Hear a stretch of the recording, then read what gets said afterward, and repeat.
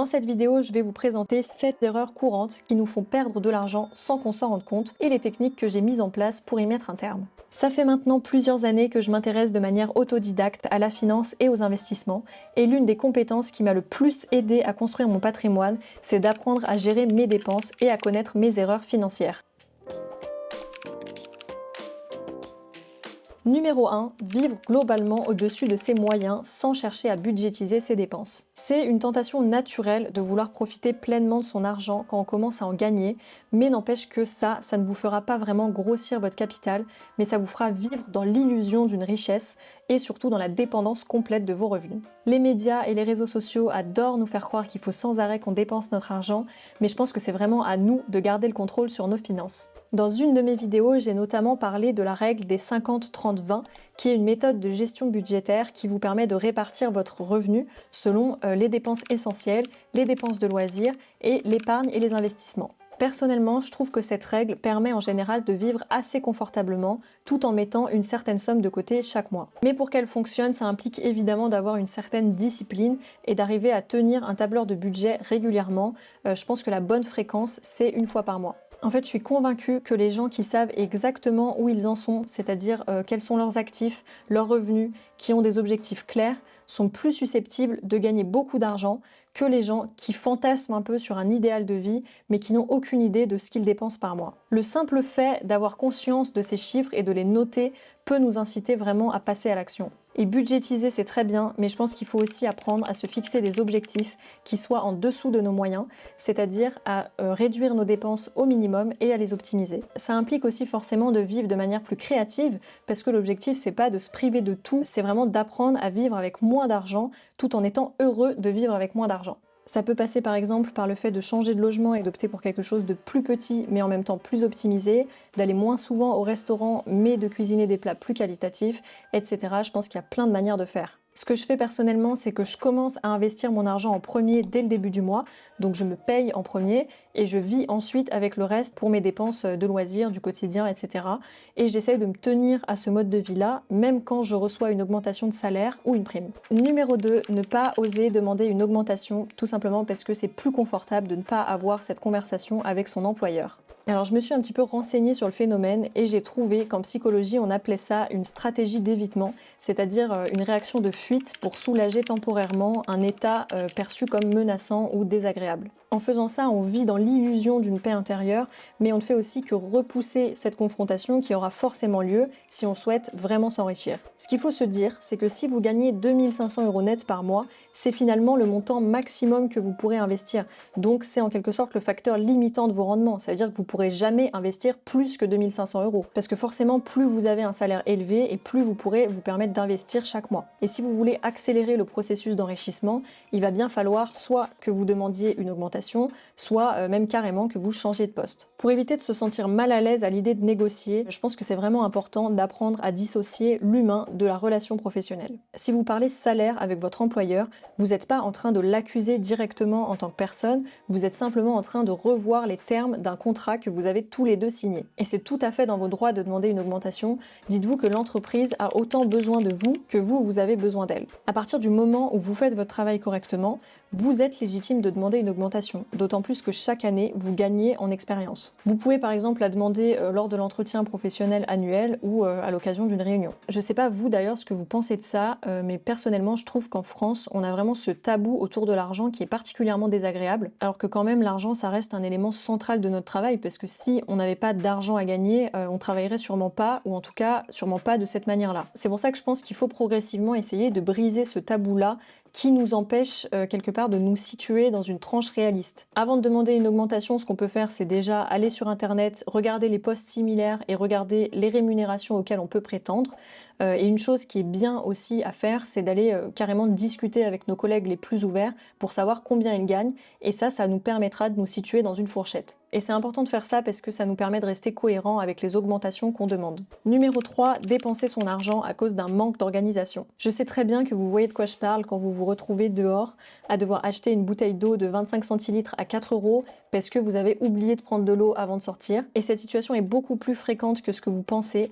Par exemple, si vous habitez en ville, ville et que vous commandez à manger parce que vous avez la flemme de faire à manger ou d'aller faire les courses, si vous allez travailler le matin et que vous vous arrêtez acheter un croissant à la boulangerie parce que vous n'avez pas pris le temps de vous préparer un petit déjeuner, etc., etc. Je remets pas du tout en question le fait de faire vivre nos commerces de proximité parce que ça, je trouve que c'est très important. Ce que je dis, c'est qu'il faut apprendre à distinguer la dépense liée au plaisir, à l'envie, la dépense qui est budgétisée, de la dépense soudaine, imprévue et la plupart du temps évitable car liée à un manque d'organisation. C'est vraiment cette dernière catégorie de dépenses qui est dangereuse parce que c'est la dépense qu'on n'avait pas anticipée et c'est là qu'on perd de l'argent sans s'en rendre compte. Numéro 4, acheter trop de choses durant les soldes. Ce point-là peut vous surprendre parce que évidemment que c'est bien de profiter des soldes pour acheter en plus grosse quantité, pour acheter des vêtements de marque ou pour faire plaisir à notre famille, on est tous d'accord là-dessus. Mais le problème des soldes, c'est que quand on voit une grosse étiquette avec un rabais de prix, souvent le premier truc qu'on se dit c'est super, je vais économiser tant d'argent.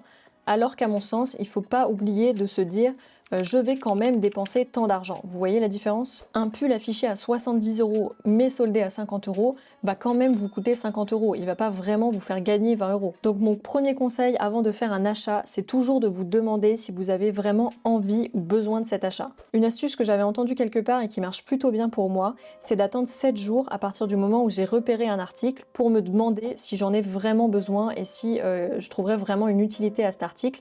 Et donc ça m'évite de faire des achats compulsifs. Ensuite, c'est pas parce que c'est les soldes qu'il faut pas comparer les prix. Souvent, quand on voit une réduction, on se dit automatiquement que ça vaut le coup, mais pas forcément, parce qu'il existe des stratégies commerciales qui visent à augmenter artificiellement les prix de base pour vous faire croire que vous faites une bonne affaire. Alors quand même pour nuancer, sachez que cette pratique est encadrée par une directive européenne depuis 2022, puisque maintenant les commerçants ont l'obligation d'indiquer le prix qui était affiché durant les 30 derniers jours précédant l'offre. Mais méfiez-vous quand même de tous ces signaux pendant les soldes qui vous font perdre pas mal d'argent. Numéro 5, ne pas renégocier ses contrats. Donc là, je parle absolument de tous les contrats, que ce soit assurance auto, habitation, emprunteur, contrat téléphonique, contrat gaz, électricité, etc. On ne peut pas y échapper et bien souvent on ne prend pas le temps de s'y intéresser parce que c'est long et fastidieux. Et là, c'est un autre phénomène qui entre en jeu puisqu'il s'agit de la phobie administrative. Donc je pense que vous voyez clairement de quoi je parle, étant donné qu'on estime qu'un tiers des Français est concerné par le problème. Déjà, la première chose à faire selon moi, c'est de noter tous ces contrats et ce qu'ils nous coûtent par mois ou par an.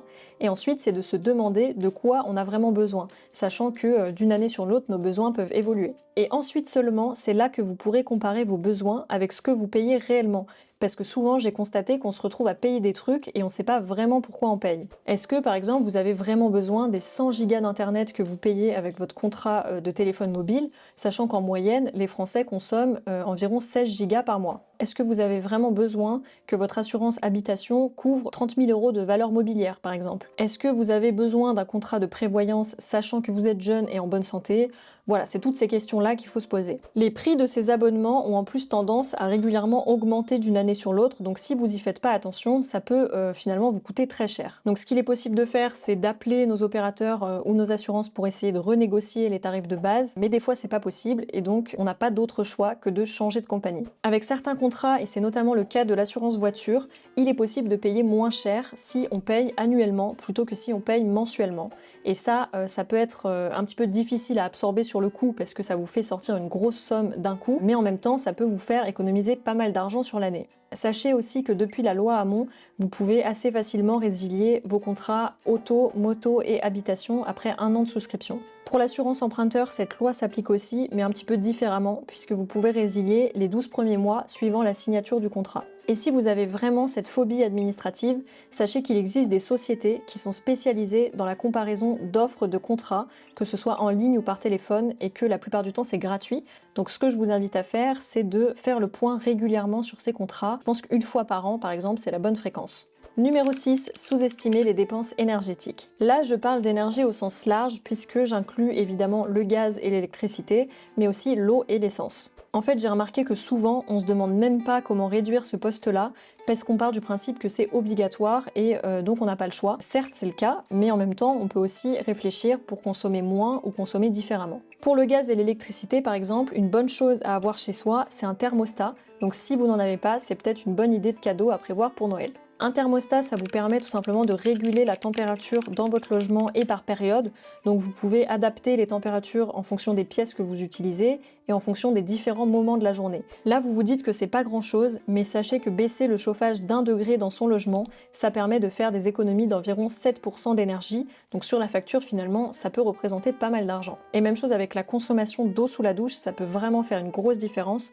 En fait, je pense que c'est surtout un déclic à avoir, une prise de conscience, et une fois que vous l'avez eu, il suffit de mettre en place cette habitude, mais je vous jure que ça demande pas tant d'efforts que ça, une fois que c'est mis en place, de s'y tenir. Dites-vous bien que c'est tout cet argent-là que vous allez pouvoir investir, et donc vous pourrez atteindre plus rapidement vos objectifs. Pour les transports, si vous devez prendre votre voiture régulièrement, je vous invite à penser au covoiturage, parce que maintenant il existe des applications qui vous permettent de covoiturer sur des courts trajets, comme sur des longs trajets d'ailleurs, et ça peut vous faire vraiment économiser pas mal d'argent. Un truc aussi tout bête auquel je pense, c'est, vous savez, les applications qui vous permettent de gagner de l'argent en marchant. Donc personnellement, ça fait déjà 3 ans que j'en utilise une et je me suis déjà fait 60 €. Donc certes, c'est pas énorme, mais en même temps, ça me motive personnellement à marcher plus et à utiliser moins ma voiture pour des courts trajets, et donc quelque part, j'économise de l'essence. En fait, c'est vraiment ça que je vous disais tout à l'heure quand je disais d'apprendre à vivre de manière plus créative, parce que si à chaque fois vous vous dites que c'est un fardeau pour vous de vivre avec moins d'argent, vous n'allez pas tenir ce mode de vie sur le long terme,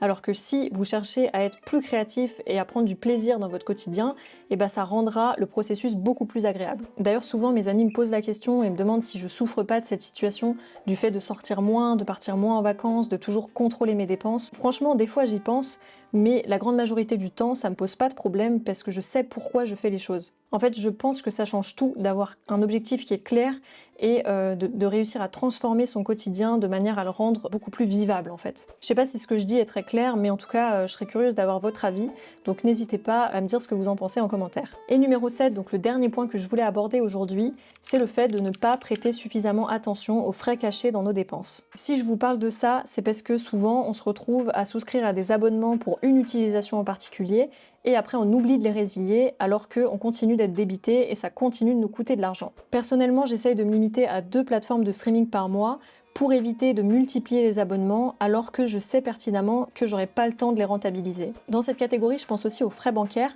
parce que je connais pas mal de personnes qui se retrouvent à payer des fois 15 ou 20 € par mois pour une carte bancaire, sachant qu'ils pourraient avoir les mêmes services gratuitement chez une banque en ligne. Alors bien sûr, il y a des exceptions à ça, dans le sens où il y a des cas où on se retrouve un petit peu contraint d'avoir une carte bancaire chez une banque physique, notamment quand on a demandé un crédit pour un projet immobilier, puisque souvent les banques exigent la domiciliation bancaire, c'est-à-dire le rapatriement des revenus, mais aussi l'utilisation des services de la banque. Et dans ces cas-là, c'est souvent un peu délicat de résilier la carte bancaire si on veut garder une bonne relation avec notre banquier. Mais n'empêche qu'aucune banque ne peut nous obliger à conserver une carte bancaire chez elle, donc si vous estimez que ce pourquoi vous payez n'est pas justifié, vous pouvez à tout moment résilier votre contrat, sachant aussi que vous pouvez tout à fait détenir un compte courant dans une banque sans pour autant avoir de carte bancaire associée, et ça, beaucoup de gens ne le savent pas. Normalement, si vous avez commencé à tenir un tableur de budget, vous devriez rapidement vous rendre compte de tous ces frais cachés là, et l'étape d'après, c'est donc d'essayer de les diminuer le plus possible. Voilà, c'est tout pour cette vidéo, donc merci beaucoup de l'avoir regardée jusqu'au bout. Si elle vous a plu, n'hésitez pas à liker et à me laisser un commentaire, et de manière générale, si tous ces sujets liés à la finance et aux investissements vous plaisent, n'hésitez pas à vous abonner. Et moi je vous dis à très bientôt pour une nouvelle vidéo.